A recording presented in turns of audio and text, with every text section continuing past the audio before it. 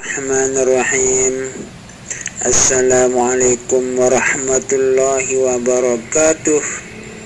Para subscriber yang dirahmati Allah Subhanahu wa taala, semoga kita semua selalu dalam keadaan sehat walafiat, panjang umur, murah rezeki yang halal, selamat dunia wal akhirah, mati dalam husnul khatimah, masuk surga bighairi hisab, selalu dalam ridha dan maghfirah Allah Subhanahu wa taala fid dunya wal akhirah, selalu dalam perlindungan Allah Subhanahu wa taala dari segala macam mara bahaya dunia dan akhirah.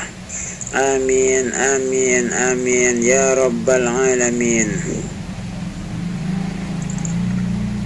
Ilmu hikmah begitu banyaknya yang pernah diijazahkan oleh guru besar kita, yaitu Al-Maghfurlah Bapak Maulana Syekh Tuan Guru Haji Muhammad Zainuddin Abdul Majid Pancor dan Bapak Tuan Guru Haji Muhammad Muhsin Makbul Kota Raja. Ilmu hikmah yang pernah kita saksikan di saat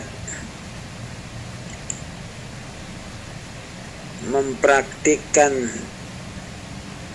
apa kegunaan dari ilmu hikmah yang diijazahkan oleh Bapak Tuan Guru Haji Muhammad Muhsin Makbul itu sudah sedemikian banyak kita dengar dari orang-orang yang pernah menerima dan kita saksikan dulu di masa tahun 90-an, begitu banyaknya mempraktikkan ilmu hikmah tersebut. Di sini saya akan menceritakan satu dari ilmu hikmah, yaitu benteng Imam Subli. Benteng-benteng yang sudah diijazahkan pada masa lalu itu, termasuk ada yang bernama benteng Imam Subli.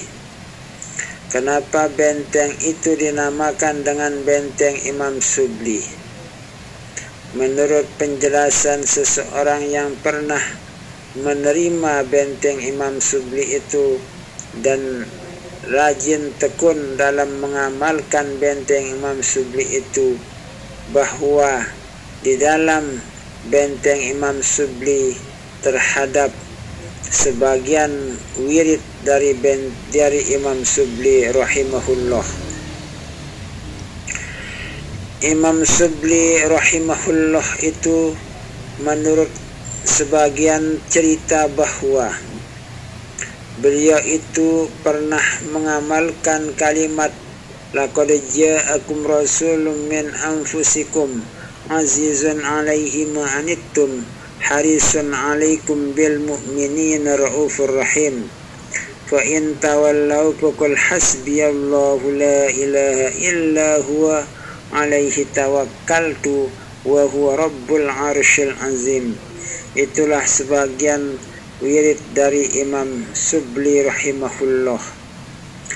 Karena sangat banyaknya wirid Imam Subli atau mewiridkan laqad ja'akum rasulun min anfusikum azizun 'alaihi ma anittum harisun 'alaikum bil mu'minina raufur rahim fa in tawallaw faqul hasbiyallahu la ilaha illa huwa 'alaihi tawakkaltu wa huwa rabbul 'arsyil 'azim. Sehingga ada seorang malaikat datang kepada beliau. Ini menurut cerita yang pernah saya dengar. Malaikat tersebut memerintahkan kepada Imam Subli rahimahullah untuk berhenti mengamalkan kalimat laqad ja'akum rasulun min anfusikum azizun 'alaihi ma anittum harisun 'alaikum bil mu'minina raufur rahim fa in tawallaw faqul hasbiyallahu la ilaha illa huwa 'alaihi tawakkaltu wa huwa rabbul arsyil azim. Kenapa malaikat itu menyuruh Imam Subli rahimahullah untuk menghentikan mewiridkan dua ayat tersebut, atau yang dinamakan dengan ayat 2 oleh sebagian masyarakat? Karena selama Imam Subli mengamalkan 2 ayat tersebut, malakul maut atau malaikat maut yang mencabut nyawa itu tidak akan bisa sampai untuk mengeluarkan atau mencabut nyawa dari Imam Subli rahimahullah.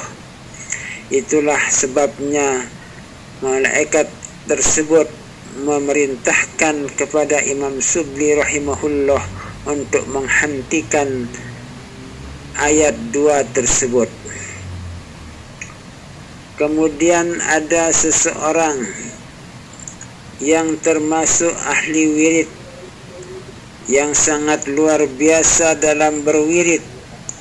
Sangat banyak wirid-wirid yang diamalkan oleh orang tersebut. Pernah pada suatu malam sedang mengamalkan benteng Imam Subli, lalu di saat benteng Imam Subli itu sedang diamalkan, tiba-tiba dilihatnya badannya itu terbang dan melayang sampai di atas besi-besi ranjang yang berada di atas. Itulah tempat badannya itu bersemayam atau duduk di atas besi-besi ranjang, palang-palang ranjang yang di atas. Melihat kejadian itu bahwa inilah salah satu dari kelebihan yang diperoleh oleh orang tersebut di saat istiqomah, yakin ikhlas istiqomah dalam mengamalkan benteng Imam Subli tersebut. Banyak juga cerita-cerita atau kita saksikan benteng Imam Subli digunakan untuk mengobati orang-orang yang sakit, yang kena dengan ilmu-ilmu hitam atau santet, atau juga digunakan untuk pencak silat, meminjam jurus-jurus yang dikenalnya seperti jurus yang pernah digunakan oleh Sayyidina Ali radhiyallahu anhu atau karramallahu wajhahu, atau jurus-jurus yang dipinjam oleh orang-orang yang tekun dalam mengamalkan benteng Imam Subli. Kemudian juga ada seorang ustaz dari Banjar Kemuning atau Dasan Kelayu pernah bercerita pada beberapa orang guru di madrasah. Di saat ustaz tersebut sedang berada di dalam mobil, dilihatnya ada orang yang sedang bertengkar, memperebutkan sesuatu dan ingin saling hantam dan pukul-memukul.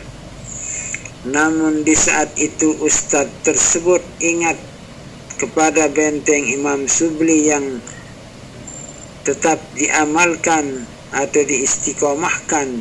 Kemudian ustaz tersebut membaca kuncian benteng Imam Subli sambil merenggangkan kedua telapak tangannya. Lalu di saat itu orang yang ingin saling pukul-memukul itu langsung berpisah dan terpental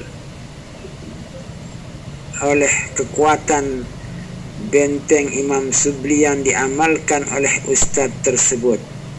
Orang yang terpental itu merasa keheranan siapakah yang menyebabkan terpentalnya kedua orang yang ingin saling baku hantam atau berselisih di pinggir jalan yang dilihat oleh ustadz tersebut. Kemudian juga ada seorang teman yang bernama Muhammad Lutfi.